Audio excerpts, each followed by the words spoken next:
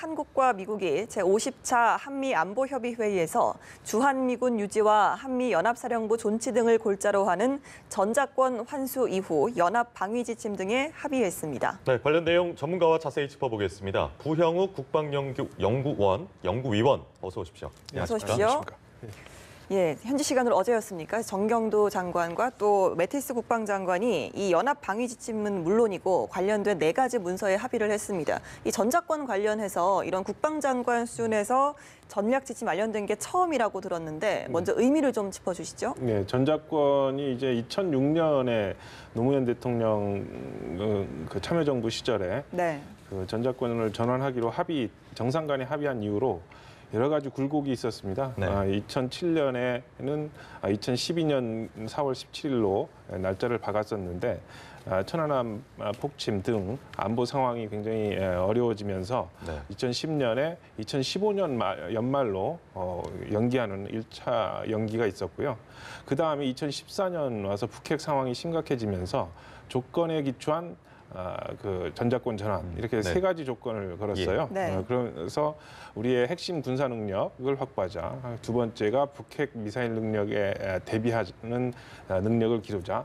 3번째가 이 전작권 전환에 부합하는 한반도 안보 환경과 지역 안보 환경을 관리하자. 이런 것이었는데 이 2가지 앞의 조건은 어떻게 해볼 수가 있는데 3번째 조건이 거의 그 당시 상황으로는 달성이 불가능하다고 보였어요. 우리 힘으로만 되는 것이 아니니까 북한이 호응해야 되고 영내 질서가 그에 부합해줘야 되기 때문에 그래서 당시에 2014년에 전문가들의 평가는 이 전작권 전환이 물 건너간 거 아니냐 이런 평가들이 있었어요.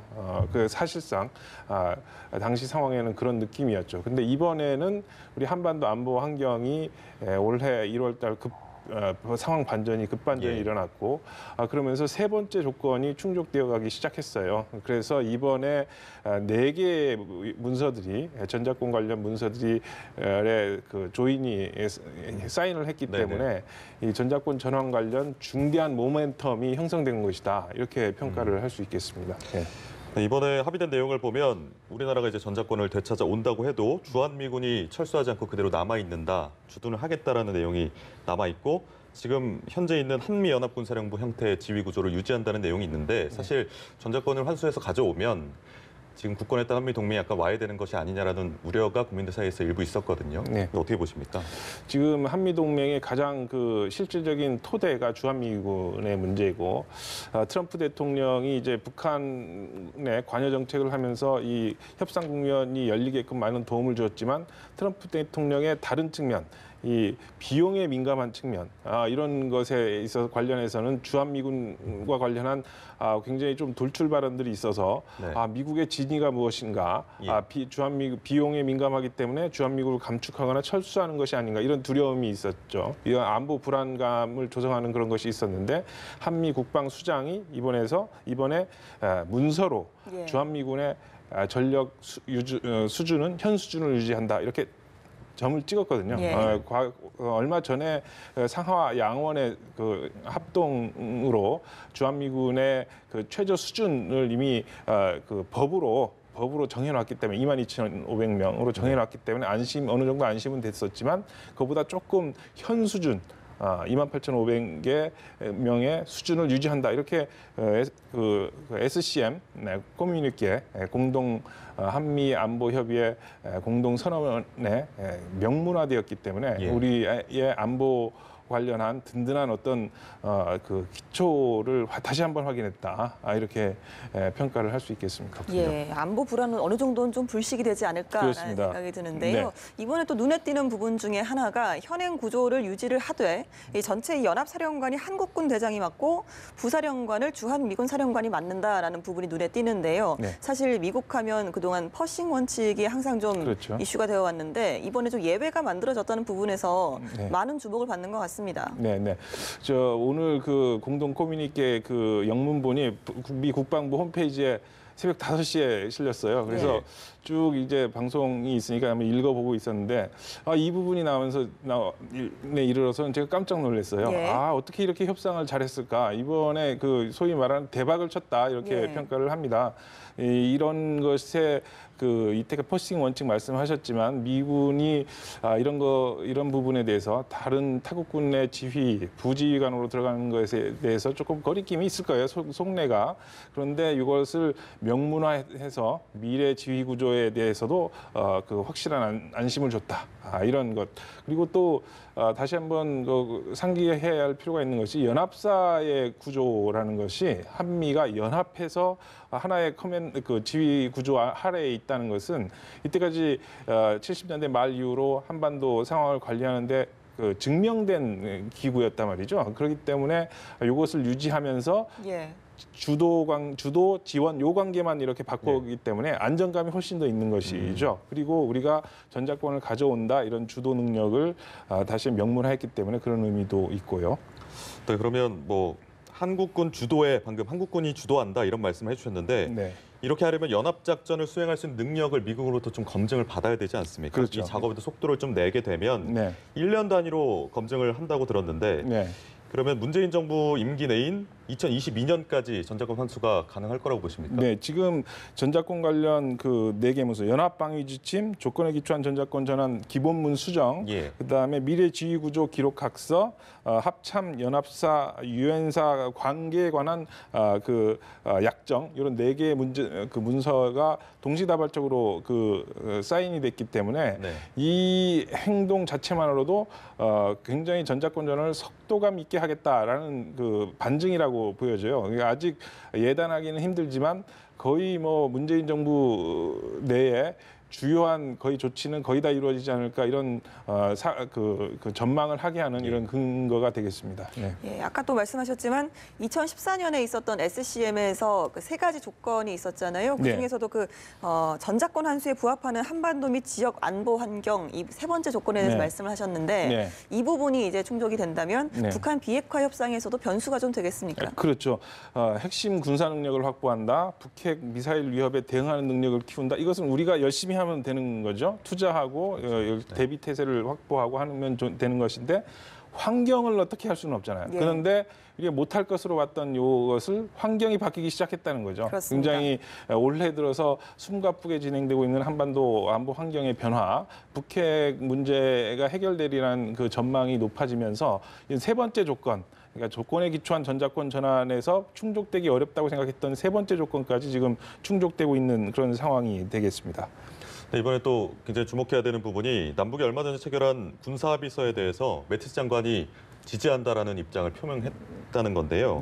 이 야당이 뭐 한미 간 견해차가 심각하다 이런 우려를 많이 제기를 했었는데 그 부분이 어떻게 좀 불식됐다고 보십니까? 아까 좀 전에 자료 화면에 나왔는데 지지하느냐 그랬을 때 예스 이렇게 얘기를 하잖아요. 지금 지난 9월 19일 그 평양에서 그 사인한 그 군사합의서 이후로 한 40여일이 지났는데 나라가 거의 반으로 쪼개졌었잖아요. 이거에 그 찬성하는 긍정적인 효과가 있다. 아니다, 부정적인 효과가 있다. 이런 그 논란이 가열됐었는데 오늘이 또 마침 거기는 10월 30일이지만 우리는 그 11월 1일이 이 군사합의서의 핵심적인 내용들이 반려되는 날이에요. 그런데 이런 예스 답을 얻어냈다는 건 굉장히 큰 의미가 있죠. 우리의 어떤 불안감이나 이런 것을 그 불식시키는 그런 것이 있겠고 아까 말씀드렸던 SCM이 19개의 그 조항으로 돼 있는데 4번째 앞에는 뭐 그 서문 성격의 것들이 많아요. 뭐 안보 환경을 평가하고 양국 정상의 어떤 그런 한반도 안보 환경에 대한 북핵 비협사 협상에 대한 이런 결단들을 평가하고 그 바로 밑에 지금 4번째 조항으로 이 군사합의서에 대한 조항이 명문화됐어요. 그러니까 말로만 한 것이 아니라 글로써 should implement 이렇게 우리는 요 군사합의서를 집행하겠다라는 것을 그 명문화했기 때문에 정부 입장에서는 굉장히 큰 힘을 얻은 것이 되겠죠. 여기에도 덧붙여서 올해 12월로 예정이 됐던 그 한미 연합 공중 훈련이죠. 비질런트 에이스 이 부분은 이제 유예를 하기로 최종 결정이 됐습니다. 그렇다면 좀 북한을 자극하지 않는 선에서 다른 방식의 훈련이 좀 어느 정도 제기되고 있을 가능성도 있다고 보십니까? 네, 그렇죠.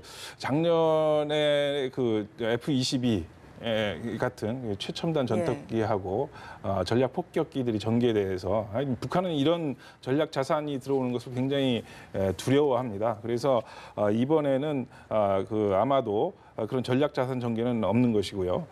각 연합하는 것이 아니라 각자 훈련하는 그런 것이 될 것 같고 시뮬레이션을 통해서 북한을 자극하지 않은 방법으로 우리가 훈련을 준비 태세, 군사 대비 태세를 유지할 수 있는 방법이 여러 가지가 있거든요. 그런 방향으로 아마 연습이 진행되지 않을까 이렇게 생각을 합니다.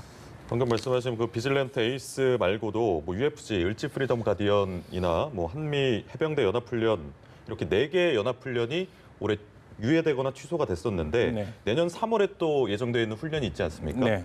이 훈련들도 유예가 될 거라고 보십니까? 특수훈련이라든지. 지금 그 비핵화에 북한이 어떤 호응 조치를 하느냐 이런 거에 따라서 이것에 우리가 좀 더 모멘텀을 줄 것이냐 아닐 것이냐 결정이 될 텐데요. 아직까지는 에브럼스 연합사령관이 지금 청문회에서 언급한 바로는 아직 그것에 대한 최종 결정은 내려지지 않았다라고 이렇게 말씀을 하셨지만 북한이 아주 보다 진전된 조치를 할 경우에는 유예될 가능성이 충분히 있다라고 보여집니다. 알겠습니다. 자, 이번 합의로 일단은 전작권 환수 준비에 상당히 좀 속도가 붙을 것으로 예상이 되는데요. 앞으로 좀 우리 정부 그리고 또 군에 남겨진 과제가 있다면 어떤 것들이 있을까요? 네, 아까 조건에 기초한 전작권 전환 얘기를 했기 때문에 세 번째 조건을 충족시키기 위해서 우리가 불가능할 것처럼 보였던 이것을 충족시켜가고 있는데 이거 비핵화 협상을 계속 진전시키는 데 노력을 해야 되겠고 우리가 최선을 희망을 하지만 최악에도 대비해야 되는 것이 정부와 군의 소임입니다. 그렇기 때문에 그 연합 군사 대비 태세와 관련한 해서는 초심을 잃지 말고 이렇게 준비를 철저히 하는 그런 모습을 보여야 되겠습니다. 네, 지금까지 부영욱 국방연구원 연구위원 모시고 한미 안보협의 회의 관련 이야기 나눠봤습니다. 감사합니다. 네, 감사합니다.